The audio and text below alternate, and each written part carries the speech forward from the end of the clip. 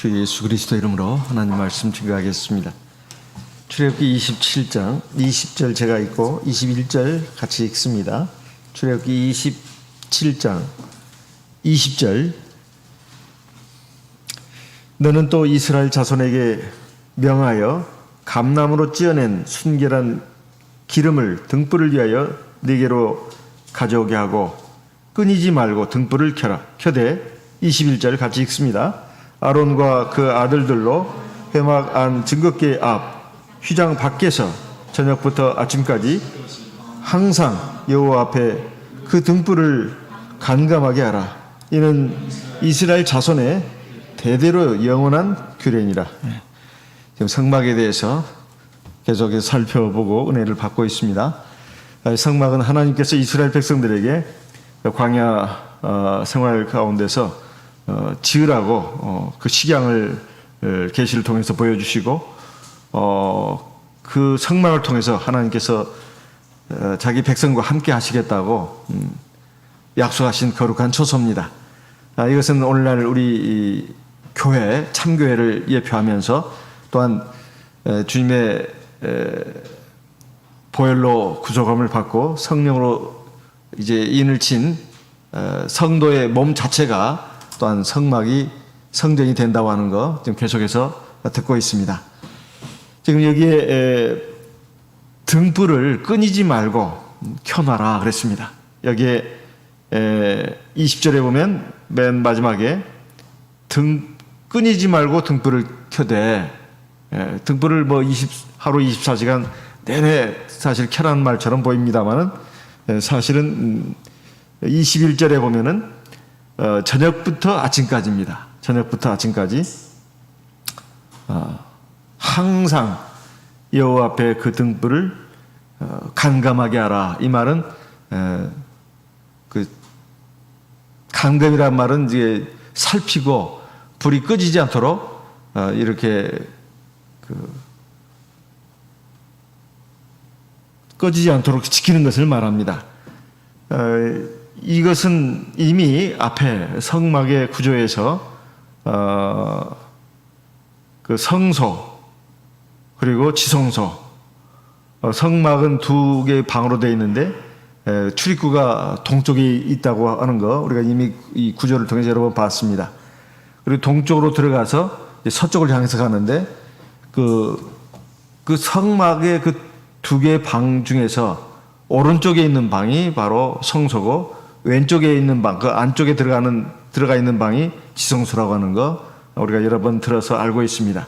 그 성소 안에 바로 이 등잔대가 있는데 우리말 지금 기억 한글 성경에는 등대라고 되어 있는데 이게 오늘날 나오는 번역 성경을 보면 등잔대라 이렇게 번역이 좀 바뀌어져 있습니다.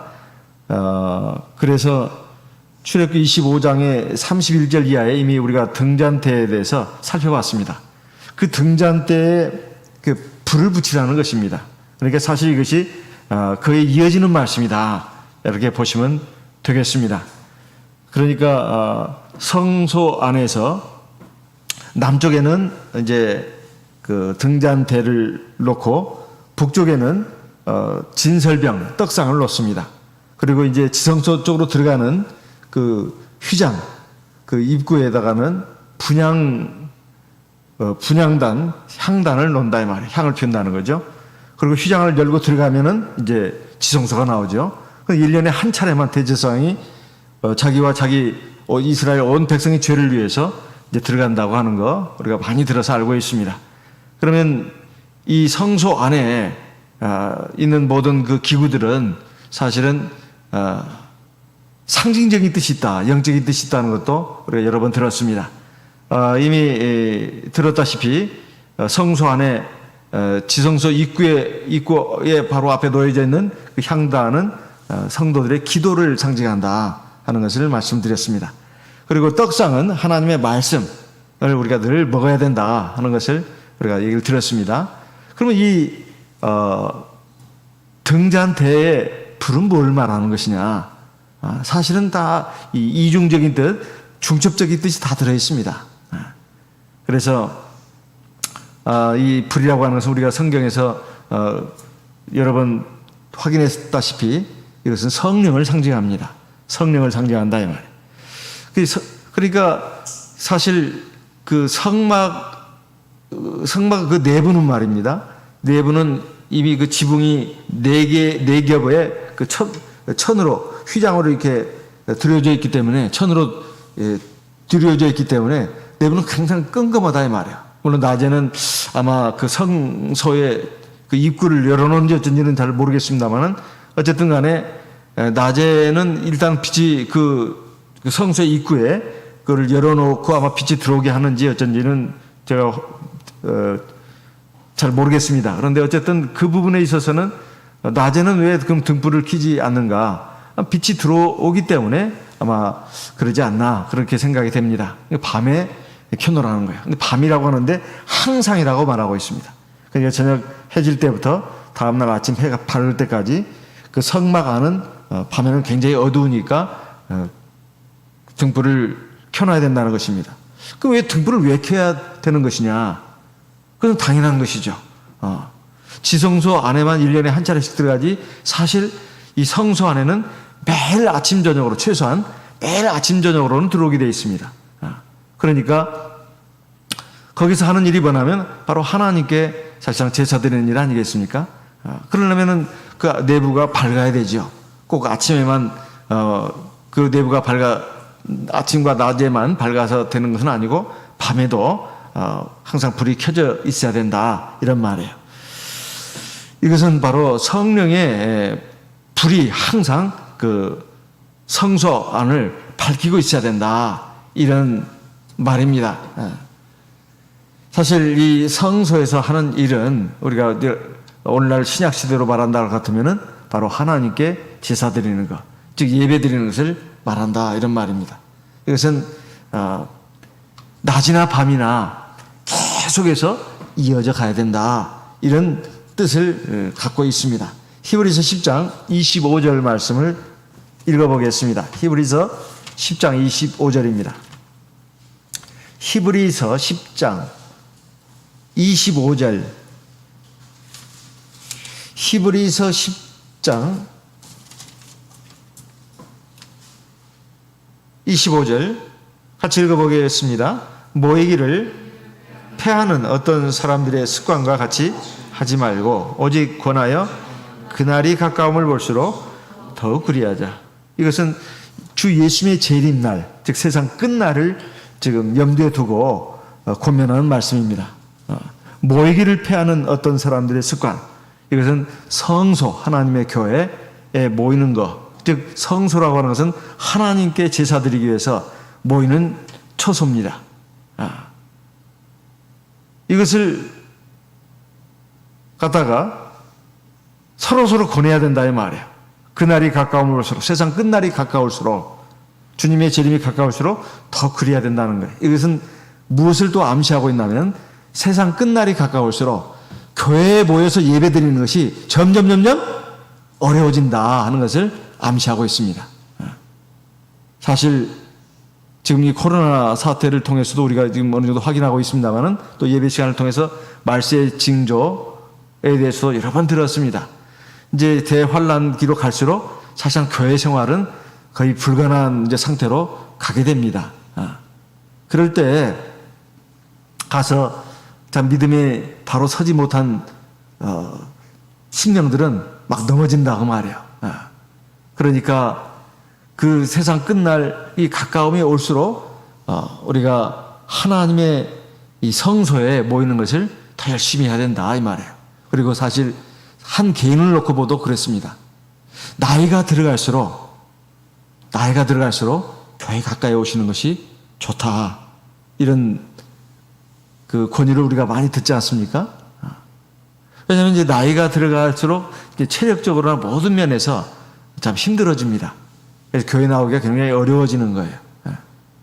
그러니까 이제 어쨌든 좀 젊었을 때는 자기 할 일 세상 달콤함 막 그 즐기다가 이제 나이가 들어서 나는 교회 나올게 이렇게 생각하는 것은 굉장히 위험한 생각이에요. 그때 가서는 사실 신앙 자체가 없기 때문에 교회 생활을 더 못합니다.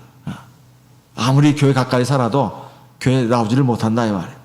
그래서 우리가 힘이 있을 때, 젊을 때, 좀 더 이 의식이 뚜렷할 때 우리가 하나님 성소에 와서 하나님께 제사 드리고 예배 드리는 이것을 참 귀하게 생각해야 합니다. 이것이 참 중요한 일이다 이 말이에요. 그래서 이 갈수록 이제 교회 나오는 게 힘들어지고 안식일을 온전히 지키는 것이 점점 어려워집니다. 그러다 보면 등불이 꺼지는 거예요. 그 등불이라고 하는 것이 교회 안에 등불이 꺼진다는 그 말이 아니라 그 사람 안에, 그 사람도 하나님의 성전이니까 그 사람 안에 있는 성령의 불이 점점 약해지고 꺼진다 그 말이에요. 이거 얼마나 위험한 일이겠습니까? 그래서 이 등불을 켜놔야 된다 그 말입니다. 등불을 켜놔야 돼요.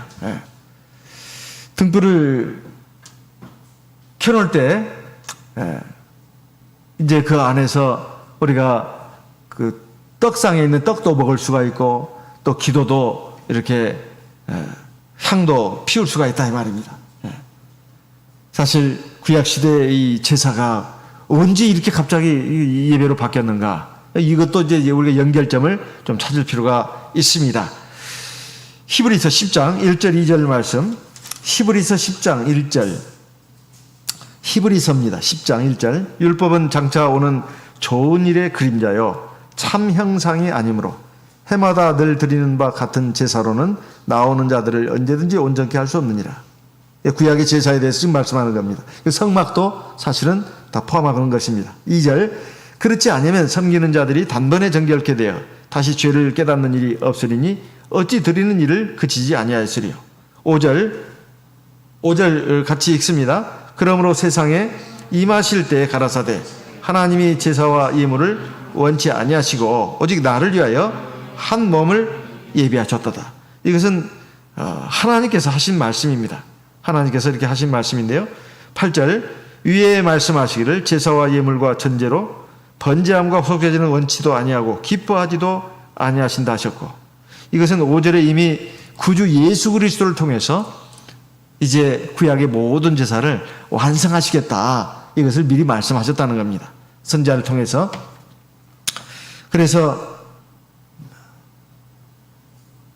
시편의 40편에 보면 이와 똑같은 말씀이 그대로 나옵니다. 시편 40편 6절 7절 8절에 여기 히브리서 10장 5절 6절 7절의 말씀이 그대로 나옵니다. 똑같이 나와요.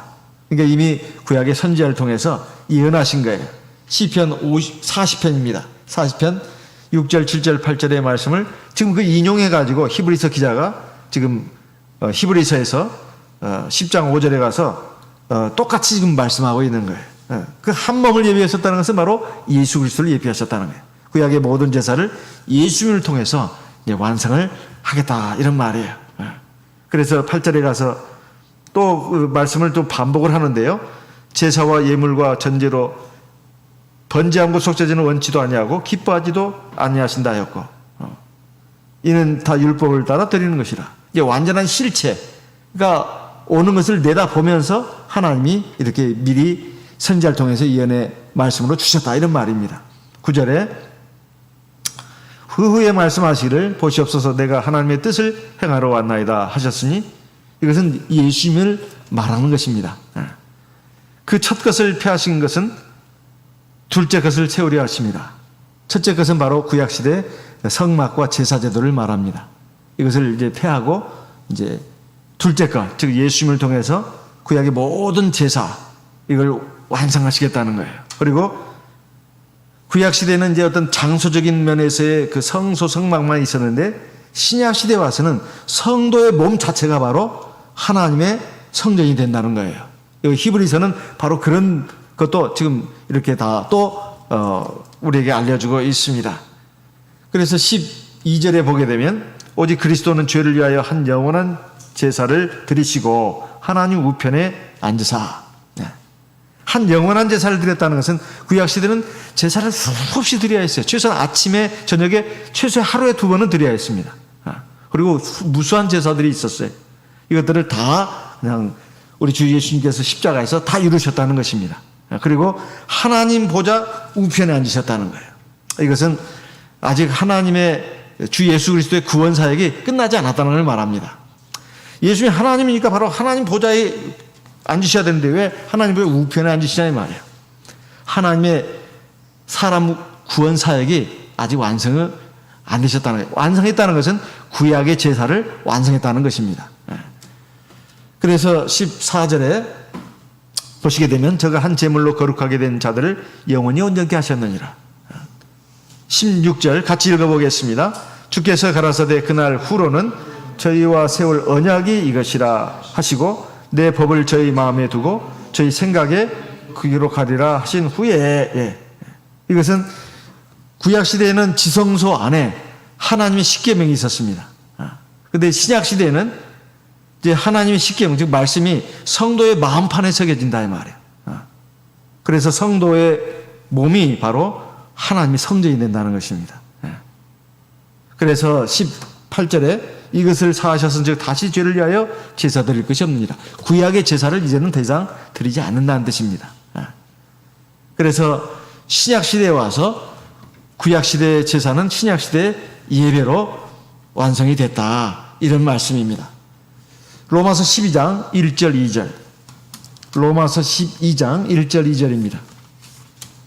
로마서 12장 1절 2절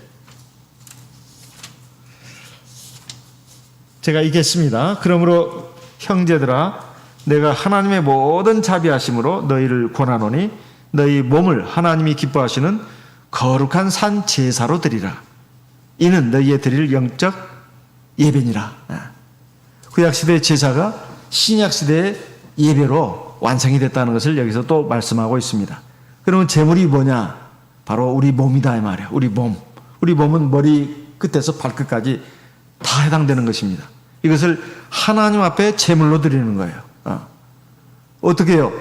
말씀에 장작더미에다 올려놓고 성령의 불로 태우는 것입니다. 이 예배가 바로 그런 영적 예배가 돼야 된다 이 말이에요. 그래서 하나님이 기뻐하시는 거룩하고 온전한 하나님의 자녀가 되어나가는 과정, 이것이 바로 신약시대의 제사고 신약시대에 바로 우리가 드리는 영적 예배입니다.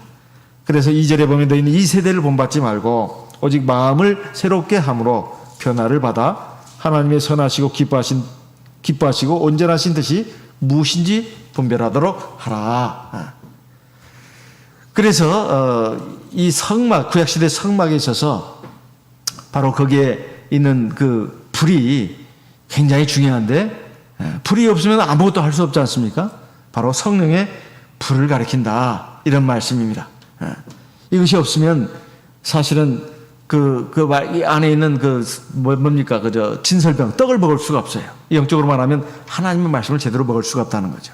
그리고 기도를 제대로 할 수가 없습니다. 분향단에 그 향불을 피울 수가 없어요. 기도도 제대로 할 수 없습니다. 성령이 있는 것이 얼마나 중요한가 하는 것입니다. 마태복음 6장 23절에 보게 되면 눈이 나쁘면 온몸이 어두울 것이니 그러므로 내게 있는 빛이 어두우면 그 어둠이 얼마나 더하겠느냐. 21절부터 시작되는 말씀은 네 보물 있는 곳에는 네 마음도 있느니라 그러시면서 22절에 마태복음 6장 22절입니다. 눈은 몸의 등불이니 그러므로 네 눈이 성하면 온몸이 밝을 것이요. 이건 육신의 눈을 말하는 게 아닙니다. 마음의 눈을 말하는 거예요. 마음의 눈이 어디에 있습니까? 바로 내 안에 그 마음이죠. 그 등불이 뭐겠어요? 등불이 뭐겠습니까? 바로 성령입니다. 내 안에 성령의 불이 밝게 빛나고 있어야, 빛을 발하고 있어야 내 마음에 여러 가지 더러운 것들이 다 어두운 것들이 사라질 뿐만 아니라 판단력이 생겨요. 지각력이. 그래서 하나님 말씀도 제대로 깨닫고 그리고 옳고 그른 거, 값어치 있고 값어치 없는 거, 이게 생명의 길이고 사망의 길이고 이게 복받는 길이고 이게 고통받는 길이고 이것을 분별할 수 있는 그런 안목이 생긴다 이런 말입니다. 그래서 마음의 눈이 밝으려면 그 안에 등불이 있어야 된다. 그건 바로 성령의 불을 가리키는 것입니다. 성령의 불이 이렇게 계속 이렇게 켜 있어야 되는데 오늘 하나님께서 모세를 통해서 이스라엘 백성이 명하신 바로는 그런 말씀입니다. 출애굽기 27장 20절에 아까 읽었습니다만 너는 이스라엘 자손에게 명하여 감나무로 찧어낸 순결한 기름을 등불을 위하여 네게로 가져오게 하고 끊이지 말고 등불을 켜되 그 다음 21절에 보면 아론과 그 아들들로 저녁부터 아침까지 항상 여호와 앞에 그 등불을 감감하게 하라. 그러니까 여기서 지금 두 가지가 나오는데요. 이스라엘 백성들이 해야 될 일이 나오고 그리고 제사장들이 해야 될 일이 나옵니다. 아론과 그 자손들은 제사장들을 말하는 것입니다. 이스라엘 백성들은 등불을 밝히기 위해서 감나무로 찧어낸 순결한 기름을 가져와라. 이게 백성들의 책임이에요. 그리고 등불을 켜는 거, 그리고 등불을 켜놓는 거, 꺼지지 않도록 계속 이렇게 지키고 관리하는 것은 누가 하느냐? 제사장들이 한다 이 말이에요. 여기에 보면은 감나무로 찧어낸 순결한 기름이라고 되어 있습니다. 감남유라고 하는 것은 오늘날 우리가 지금 슈퍼나 마켓에 가서 살 수 있는 그 올리브유를 말하는 것입니다. 올리브유를 감남유라고 그래요. 거기는 세 가지가 있는데 보통 올리브 기름이 있고 순수한 기름이 있고 순결한 기름이 있다고 합니다. 이 순결한 기름이라고 하는 것은 아주 좋은 기름이래요. 올리브 나무가 이렇게 열매를 맺으면 맨 처음에 푸른빛이 납니다. 초록빛이래요. 이것이 점점 자주색으로 변하고 나중에는 검은색으로 변한대요. 처음에 그 올리브 열매가 맺힐 때 그 푸른빛이 도는 그 열매를 따다가 압축기에 짜는 것이 아니라 그 보면 돌로 찧어가지고 자연스럽게 흘러나오는 그 기름, 이것이 아주 순결한 기름이라는 거예요. 그래서 이것은 굉장히 고급 기름으로 들어간답니다. 그래서 깨끗하고 색깔이 없고 그걸 불로 태우면 연기가 나지 않고 아주 밝은 빛을 낸다는 거예요. 그래서 여기에 나오는 그 성전의 그 등불용으로도 쓰지만은 식용으로도 그리고 의약품으로도 쓰고 그리고 제사장 선지자 왕을 세울 때 머리에다 기름을 바르는데 그때도 썼다고 합니다. 그래서 이 기름을 우리가 맑고 순수한 기름을 준비해야 된다. 이것은 우리 성도님들의 교회 생활에 있어서 봉사를 말하는 것입니다. 우리가 하나님 앞에 여러 가지로 물질로나 시간으로나 몸으로 하나님 앞에 봉사하지 않습니까? 그리고 이제 제사장들이 하는 일은 그것을 가지고 이제 하나님 앞에 이제 제사를 드린다 이런 말이에요. 그 등불을 항상 켜있게 해야 된다 이렇게 말씀했는데 이 성령의 불이 항상 교회나 또 각 개인 성도들마다 이렇게 불이 밝혀져 있다고 하는 것은 사실은 다른 말로 말하면 성령의 충만을 말하는 것입니다. 성령의 불이 항상 약한 빛이 아니라 아주 밝은 빛을 내게 하고 그것이 꺼져 있는 것이 아니라 항상 밝게 빛을 발하고 있어야 된다고 하는 것은 바로 성령의 충만한 상태를 말한다. 그럼 성령이 과연 우리 하나님의 몸된 교회나 각 개인 성도에게 어떤 의미가 있느냐? 이사야 61장 1절 말씀을 읽어보겠습니다. 이사야 61장 1절 말씀을 읽겠습니다. 주 여호와의 신이 내게 임하셨으니 이는 여호와께서 내게 기름을 부으사 가난한 자에게 아름다운 소식을 전하게 하려 하심이라. 나를 보내사 마음이 상한 자를 고치며 포로된 자에게 자유를 갇힌 자에게 노임을 전파하며. 이것은 주 예수님에 대해서 예언한 내용입니다. 주 여호와의 신이 내게 임하셨으니 이 내는 바로 구주 예수 그리스도를 가리키는 말입니다. 하나님께서 내게 기름을 부으사 즉 성령을 부으셨다는 거예요. 그래가지고 이렇게 착한 일을 하시게 하고 또 놀라운 하나님의 권능을 행하게 하셨다는 것입니다. 이 말씀을 받아가지고 사도행전 10장에 38절에 이렇게 말씀하고 있습니다. 같이 읽어보겠습니다. 사도행전 10장 38절 말씀을 같이 읽어보겠습니다. 사도행전 10장 38절 같이 읽겠습니다. 베드로가 입을 열어서 하나님의 말씀을 전하는 가운데 한 말입니다. 사도행전 10장 38절 같이 읽겠습니다. 하나님이 나사렛 예수에게 성령과 능력을 기름 붓듯 하셨음에 저가 두루 다니시며 착한 일을 행하시고 마귀에게 눌린 모든 자를 고치셨으니 이는 하나님이 함께 하셨습니다. 이것이 왜 중요한 말씀이냐? 하나님이 예수 그리스도에게 성령을 기름 붓듯 부었다고 했습니다. 그래가지고 성령과 능력을 사실은 받은 것이다. 착한 일을 하고 아주 놀라운 권능을 행했다.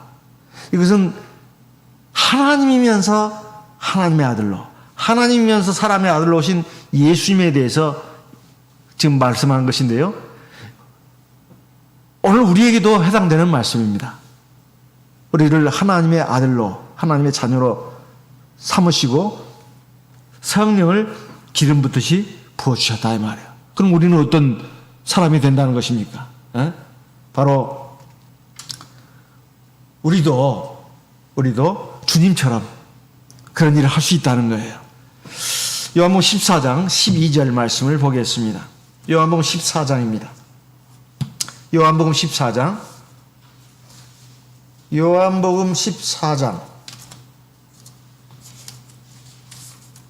12절 같이 읽어보겠습니다. 요한복음 14장 12절 같이 읽어보겠습니다. 내가 진실로 너희에게 이르노니 나를 믿는 자는 나의 하는 일을 저도 할 것이요 또한 이보다 큰 것도 하리니 이는 내가 아버지께로 감이니라. 지금 예수님이 제자들에게 이제 곧 떠나니까 지금 내가 너희에게 해줄 중요한 말이 있다고 하면서 지금 여러 가지 중요한 말씀을 요한복음 14장부터 쭉 하시는데 그 가운데 중요한 말씀이 뭐가 있냐면은 바로 보혜사 성령을 너희에게 보내주겠다 이런 말씀이 있어요. 그래 내가 너희들과 영원히 함께하겠다. 그러면서 내가 하는 일을 너희도 할 수 있다. 지금 이렇게 말씀한 거예요. 대체 뭘 근거로 그렇게 말씀하시는 걸까요? 13절 너희가 내 이름으로 무엇을 구하든지 내가 시행하니 예수 이름으로 기도하라는 것입니다. 그러면 내가 하는 일을 너희도 할 수 있다는 거예요. 근데 그것만 있을까요? 그렇지 않습니다. 15절 너희가 나를 사랑하면 나의 계명을 지키리라. 이 말씀이 나오네요. 정말로 하나님의 계명을 사랑해야 된다 이 말이에요. 16절 내가 너희 아버지께 구하겠으니 그가 또 다른 보혜사를 너희에게 주사 영원토록 너희와 함께 있게 하시니 성령을 보내주신다는 말입니다. 21절 같이 읽어보겠습니다. 21절 나의 계명을 가지고 지키는 자라 나를 사랑하는 자니 나를 사랑하는 자는 내 아버지께 사랑을 받을 것이요 나도 그를 사랑하여 그에게 나를 나타내리라. 주님이 하신 일을 우리도 할 수 있다 이거예요. 거기에 지금 세 가지를 말씀하고 있는데 너희가 내 이름으로 기도해라. 그러면 내가 시행할 것이다. 그건 주님이 했던 일을 우리도 할 수 있다는 거 아닙니까? 그런데 그 다음에 또 이어지는 말씀은 성령을 받아야 된다. 세 번째는 뭐예요? 내 계명을 지키는 자야 된다. 그건 바로 나를 사랑하는 자다. 그건 바로 하나님을 사랑하는 자라. 하나님이 예수님과 함께 계셨던 것처럼 너희와 함께 하겠다 이 말이에요. 사실 하나님과 예수는 한 분이지만요.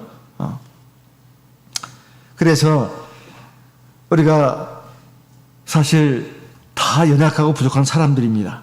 그렇지만은 중요한 것은 우리가 하나님의 성령을 받았다고 하는 것. 첫째는 예수의 보혈로 우리가 지혜 사함 받고 하나님의 자녀가 됐다. 이것이 이 첫 번째 아니겠습니까? 그리고 성령으로 인을 쳐가지고 하나님의 자녀라는 확실한 증거를 받았습니다. 거기서 끝나는 게 아니다 이 말이에요. 성령의 불이 내 안에서 항상 타고 있어야 합니다. 그리고 내 안에 하나님의 말씀도 먹고 그리고 하나님께 기도도 하고 그리고 내 안이 성령의 불이 있다 보니까 내 안에 어둠이 없어요. 성령의 빛이 발해가지고 하나님이 나와 함께 하시는 겁니다. 당연히 하나님 하시는 일을 할 수가 있죠. 대만의 라동교회라고요. 거기에 양마리아 집사님 간증은 너무나 유명합니다. 근데 이분이 원래 우리 교회 신도였는데 참 자기가 성질도 잘 내고 화도 많이 내고 아주 잘 못 참고 근데 어느 날 이제 예배 시간에 하나님의 말씀을 듣는 가운데 그래가지고서는 하나님 나라 못 간다 이런 말에 굉장히 충격을 받았습니다. 내가 이 성격을 어떻게 고칠까? 내가 예수 이름으로 세례도 받고 성령도 받았는데 내가 이 믿음 생활도 한두 해 한 것도 아닌데 이래가지고 하나님 있으면 하나님 나라 못 간다고 하니 어떻게 해야 될까? 결심을 했습니다. 성령의 도우심 능력을 힘입어야 된다길래 기도해야 된다고 또 말씀을 통해 들었습니다. 그래서 내가 화를 한 번 날 때마다 하루 금식하는 겁니다. 다음날 하루를 금식하는 거예요. 처음에는 금식을 정말로 수도 없이 했습니다. 그러면서 계속 하나님 앞에 이제 기도를 했어요. 그래서 어떻게 되느냐? 정말 천사처럼 됐다는 거예요. 세상에서 그렇게 온유한 사람이 찾을 수가 없을 정도로 아주 온유하고 거룩하고 아주 하나님의 백성다운 백성이 됐다는 겁니다. 그런데 하나님이 여기서 그냥 놔두지 않았어요. 그에게 은사를 내려줬습니다. 귀신 쫓는 은사, 병 고치는 은사를 내려줬어요. 이 교회에서는 당연히 그분을 추천해가지고 집사가 됐습니다. 그래서 양마리아 집사님 된 거예요. 원래 집사님이 아니었습니다. 평신도였어요. 그래가지고 우리가 그 교회를 여러 번 방문했었는데 꼭 그 간증을 합니다. 이미 하나님 나라로 가시는 분이에요. 이 나동교회가 어떻게 이렇게 발전하게 됐냐면서 그러면서 꼭 그 간증을 한다 이 말이에요. 이분이 전도한 분들이 그렇게 많답니다. 그리고 귀신 들린 사람, 대만은 귀신이 또 그렇게 많은가 봐요. 귀신 들린 사람, 귀신 쫓아낸 데는 꼭 이 집사님을 데리고 간대요. 귀신이 나간답니다. 그리고 병자가 났는데요. 놀라운 능력이 나타났어요. 그래서 하나님의 능력이라고 하는 것은 어떤 특정한 사람에게만 함께하는 게 아니다. 정말로 하나님 말씀을 듣고 깨우침을 받은 거예요. 말씀을 진설되게 떡을 먹고 깨우침 받은 거예요. 이거 이러면 안 되겠다. 기도를 해야 되겠다. 어쩌다 생각나면 기도하는 기도가 아닙니다. 성령의 불이 타오르도록 한 거예요. 하나님이 지혜와 능력을 준 거 아니겠습니까? 그분이 얼마나 세상적으로 많이 배우고 그런 것은 없다 하더라도 성령의 능력이 함께한 거예요. 이런 간증도 참 많습니다.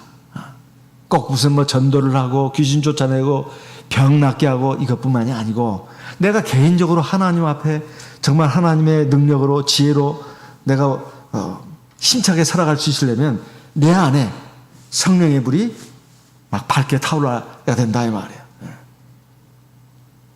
그러면 주님이 하시는 일을 나도 할 수 있다. 사실 베드로가 원래 그런 사람이 아니었지 않습니까? 바울도 원래 그런 사람이 아니었잖아요. 다 평범한 사람들입니다.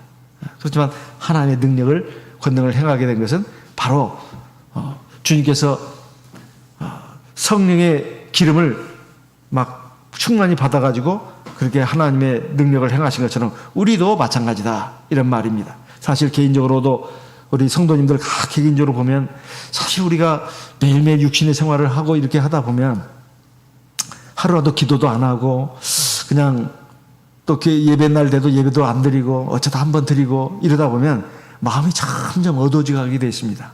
성령의 불이 계속 약해져 가요. 그럼 계속 이 어둠 가운데 있다 보니까 내 말하는 것도 마음 쓰는 것도 다 이 어둠의 말이 나오는 거예요. 그래가지고 하나님이 함께 하시지 않죠. 그러니까 마음으로도 정신적으로도 그리고 실제 육신상의 삶도 다 고달픈 거예요. 근데 반대로 내 안에 성령의 불이 활활 타고 있다면 하나님이 나와 함께 하십니다. 지혜와 능력을 주셔요. 내 주위의 환경은 어렵고 힘들더라도 풍랑이 일고 그리고 여러 가지 많은 공격이 있고 핍박이 있다 하더라도 그걸 다 이겨낼 수가 있습니다. 중요한 것은 내적인 힘이에요. 내적인 능력입니다. 가만히만 있어도 우울해지고 슬퍼지고 그리고 마음이 헛해지고 그럴수록 어떻게 해야 되느냐? 내 안에 성령의 불이 약하구나. 그래서 그때마다 내가 기도해야 되겠다. 그리고 하나님 말씀을 읽어야 되겠다. 하나님 말씀을 읽으려니 눈이 너무 피곤하네. 그러면 유튜브라도 하나님 말씀을 드려야 되겠다. 그러면 마음이 밝아집니다. 기도도 하면 힘이 난다 이 말이에요. 이것을 매일 해야 되는 것입니다. 매일. 또 밤에도 말해요. 낮에뿐만 아니라 밤에도 그 불이 켜져 있어야 된다. 이런 말입니다. 그것이 바로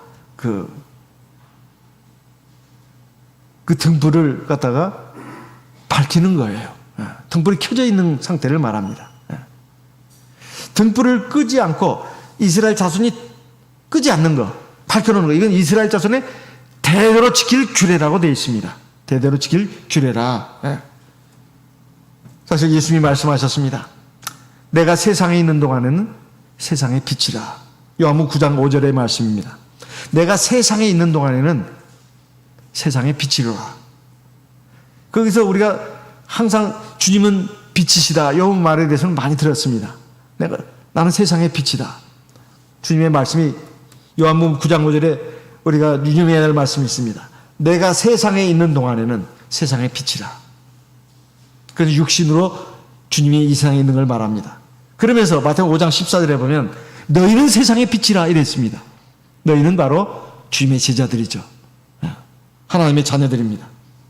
그래서 마태복음 5장 16절에 가서 너희는 세상의 빛이라 이같이 너희 빛을 사람 앞에 비치게 하여 저희로 너희 착한 행실을 보고 하늘에 계신 너희 아버지께 영광을 돌리게 하라.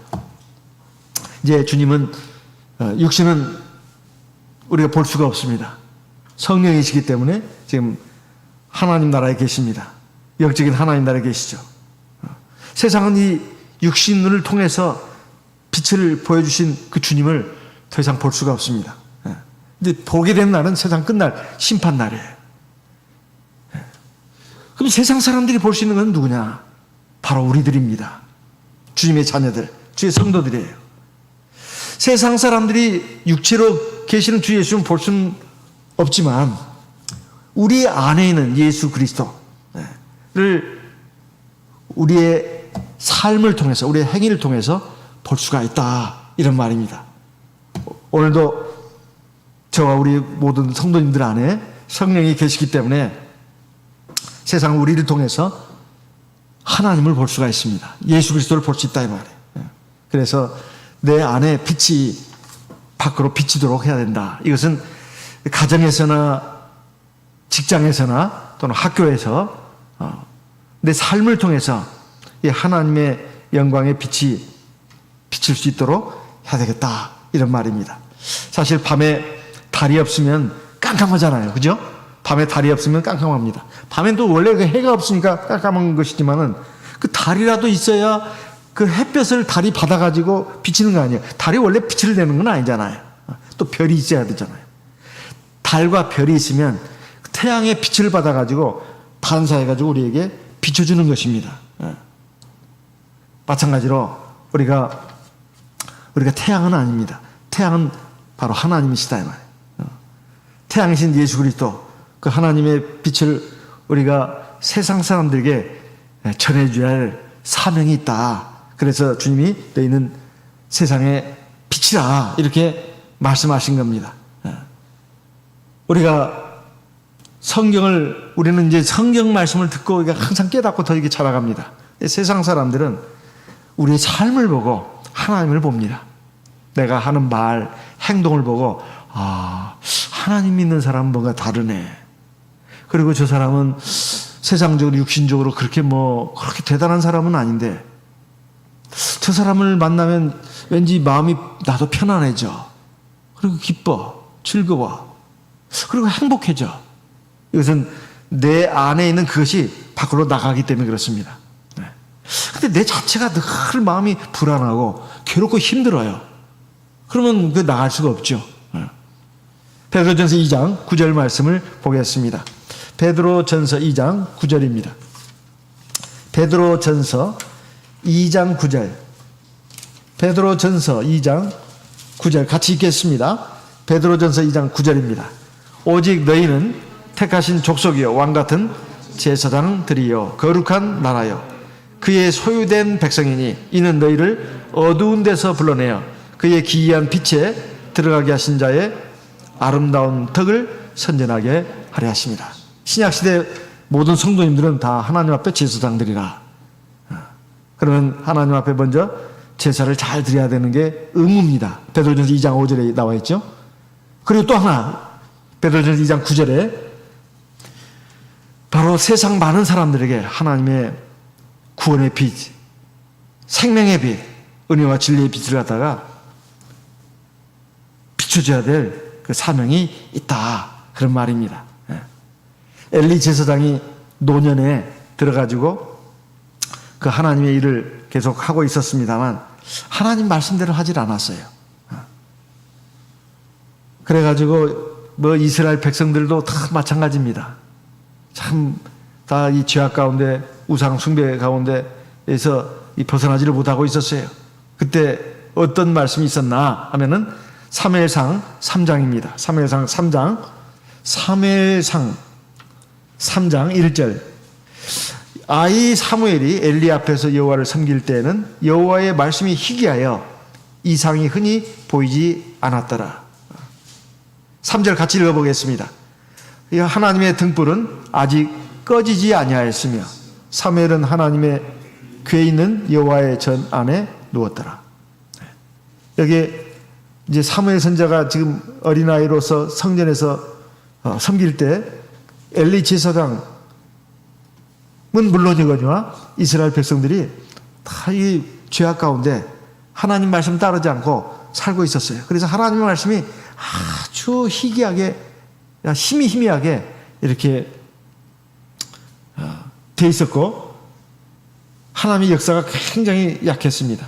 그런데 다행히 하나님의 등불은 아직 꺼지지 않았다. 왜냐하면 어린 사무엘이 하나님의 언약궤 옆에서 하나님을 섬겼다 이 말이에요. 하나님이 그 등불이 꺼지지 않게 했다 이렇게 말씀하고 있습니다. 이건 교회를 전체를 놓고 하는 말일 수도 있고 오늘날로 말하면 그리고 성도 개개인을 놓고 말할 수도 있습니다. 지금 등불이 꺼져가는 사람도 있어요. 겨우 지금 까막까막하면서 저로 나다가 나중에 꺼질 수도 있습니다. 결국 엘리 제사장과 그 아들들은 엘리 제사장의 아들들은 블레셋 숙소에 싸우면서 져가지고 그리고 전사했습니다. 그 소식을 들은 엘리 제사장이 충격을 받아가지고 의자에 앉아있다가 목이 부러 죽었어요. 그리고 그의 며느리 엘리 제사장의 며느리가 아이를 낳다가 죽었습니다. 그때 죽어가면서 한 말이 바로 이가봇 아니겠습니까? 사무엘상 4장 19절부터 22절에 보게 되면 그 말씀이 나옵니다.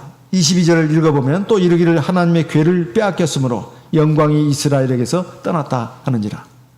하나님의 궤, 십계명에 들어있는 언약궤를 뺏기고 나니까 하나님의 영광이 떠난 것이다. 이것은 정말로 등불이 꺼진 것이다. 이런 말입니다. 등불이 꺼진 것이다. 그래서 데살로니가서 5장 19절에 보면 성령을 소멸치 말아라. 이런 말씀이 있습니다. 성령은 불 아니겠습니까? 성령이 항상 불로 나타난단 말이에요. 성령의 불을 받은 것이 사실은 구원입니다. 그리고 꺼지지 않게 하는 것이 신앙생활이에요. 때를 밝게 태우게 하는 것이 말이에요. 그래서 우리 마음의 성소에서 이 성령의 불이 계속 밝게 빛을 내고 있어야 됩니다. 주님께서 제자들과 함께 엠마오로 갈 때 그 말씀을 풀어주지 않았습니까? 그때 제자들이 나중에 한 말이 주님이 우리에게 성경을 풀어주실 때 우리 마음이 뜨겁지 않더냐. 이 불로서 표현한 것이죠. 뜨거움, 이 성령의 불이 있어야 사실은 사랑도 할 수 있습니다. 사랑은 억지로 하는 게 아니에요. 사실 신앙이 바로 서고 내 안에 성령의 불이 타고 있으면 저절로 되는 겁니다. 저절로 되는 거예요. 억지로 막 사랑한다고 사랑합시다 해서 사랑할 수 있는 건 아니에요. 사실 그건 한계가 있습니다. 그런데 내 안에, 왜냐하면 하나님의 사랑만이 진짜 사랑이니까.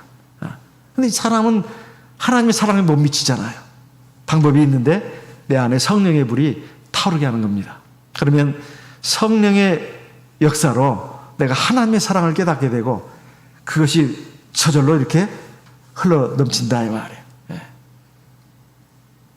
만약에 이 성령의 불이 꺼지면 내 안에 이 정욕이 막 일어납니다. 정욕이 일어나요.